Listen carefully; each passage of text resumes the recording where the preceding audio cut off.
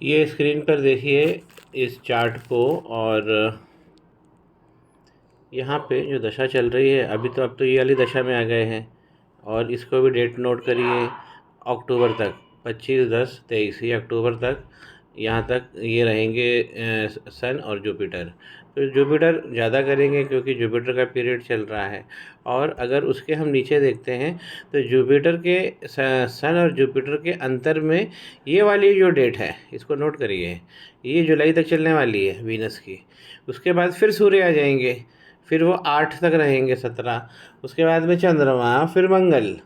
तो ये अलग क्रम रहेगा। तो ये खास डेट अपने को इसमें डिसीजन होना है जुलाई तक में, जुलाई अगस्त तक में। तो ये खास रहेंगे वीनस, और जुलाई अगस्त से जब क्रॉस होंगे तो हमें वहाँ पे सन भी मिल जाएंगे जो अगस्त तक इफ़ेक्टिव रहेंगे। एडमिशन के समय ये दोनों ग्रह बहुत इंपॉर्टेंट हो गए।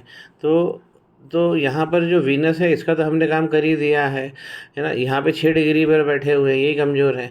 इस कुंडली के अंदर सबसे बड़ी चीज़ क्या थी, जब इसको देखा था तो देखिए यहाँ लग्नेश क्या कौन बने, यहाँ पे वीनस।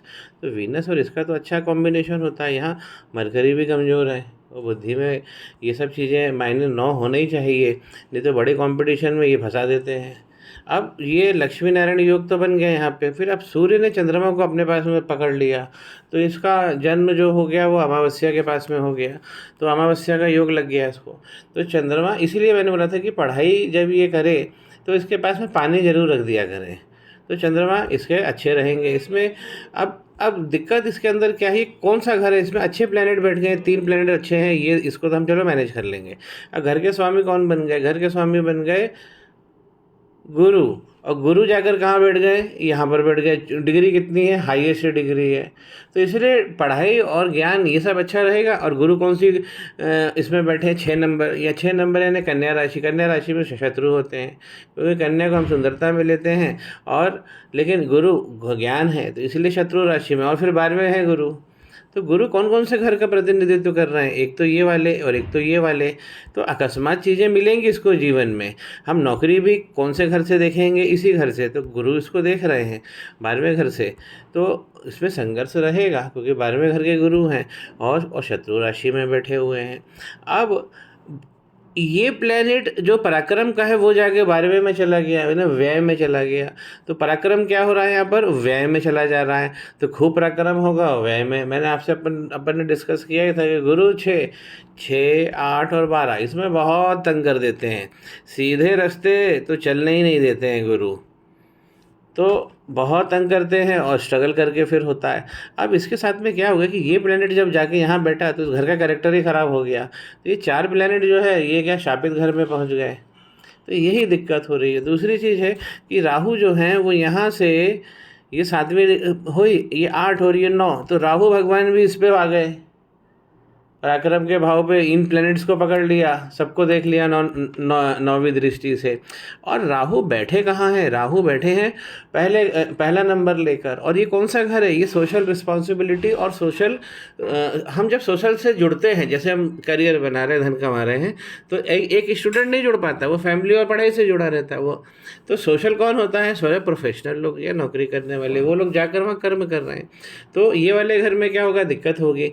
अब एक कॉम्बिनेशन को समझिए कि राहु बैठे किसके घर में है, तो मंगल के घर में। तो मंगल भगवान जहाँ भी बैठे होंगे राहु भगवान उनको तड़पा देंगे, और मंगल यहाँ पे मांगलिक बना रहे हैं। तो ठीक है, राहु भगवान मंगल भगवान के पास में बैठे, तो हमने अंगारक दोष का भी निवारण करा लिया। अगर दृष्टि में आते हैं, पढ़ रही है, और क्या, क्योंकि राहु इसमें बैठे हैं मंगल में, तो तंग करेंगे ही। मंगल और शनि भगवान की राशि में राहु भगवान को नहीं होना चाहिए, नहीं तो राहु भगवान जिसकी राशि में बैठेंगे, मंगल या शनि, उनको तड़पा देंगे। राहु भगवान किस में अच्छे लगते हैं, बुध वाली राशि में 3-6 लेकर बैठे रहते हैं। अब देखिए राहु भगवान ने यहाँ से कनेक्शन बना लिया, क्योंकि ये वाला घर कहाँ चला गया, दूसरे धन के घर में चला गया। तो सामाजिक स्पंदन जो होगा वो किस प्रकार होगा, उसमें धन मिलेगा, बिल्कुल मिलेगा, लेकिन ये पीड़ित करेंगे, राहु पीड़ित करेंगे, मंगल को पीड़ित करेंगे। मंगल धन के घर में बैठे, और लिखा क्या है यहाँ पे 8 उनकी ही है। मंगल क्रांतिकारी होते हैं वृश्चिक में, तो ऐसा व्यक्ति एक अधिकारी भी बन जाता है। वृश्चिक मंगल की स्वयं की राशि वृश्चिक, इसमें अधिकारी बना देते हैं वो।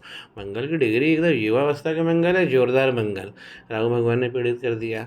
अब दूसरा देखिए, शनि भगवान ने 7 8, 9 और 10। तो यहाँ पे राहु भगवान से एक संबंध बना लिया, तो राहु मंगल शनि तीनों भगवान जुड़ गए एक दूसरे से।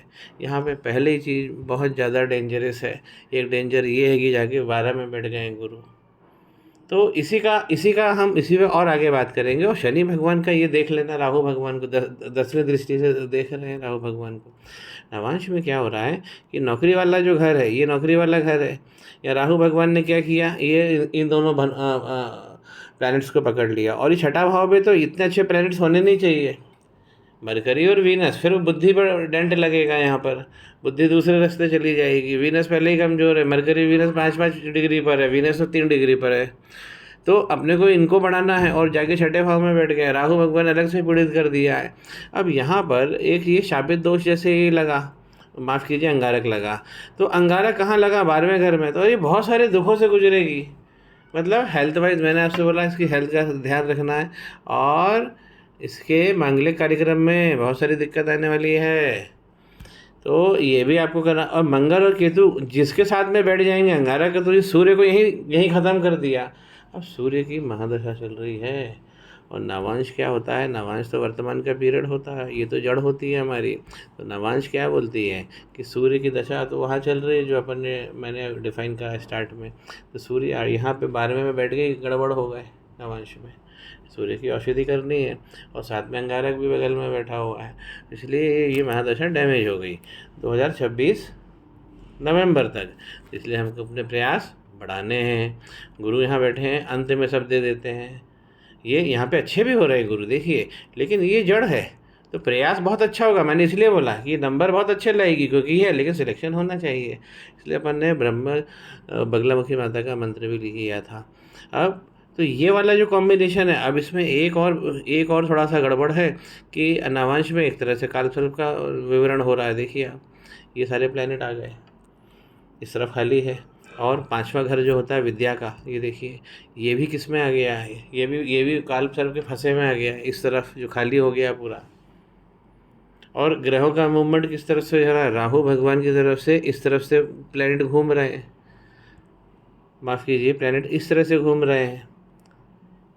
तो प्लैनेट जब घूम रहे हैं तो कहाँ से आ रहे हैं, पूंछ में से निकलकर मुंह की तरफ जा रहे हैं। और इस तरह पूरे खाली है। और यहाँ विद्या का जो घर है उसके स्वामी मंगल हैं, और मंगल भगवान पहले यहाँ जाकर गड़बड़ कर दिए हैं। देखते हैं, मैं अभी आपसे बात करता हूँ।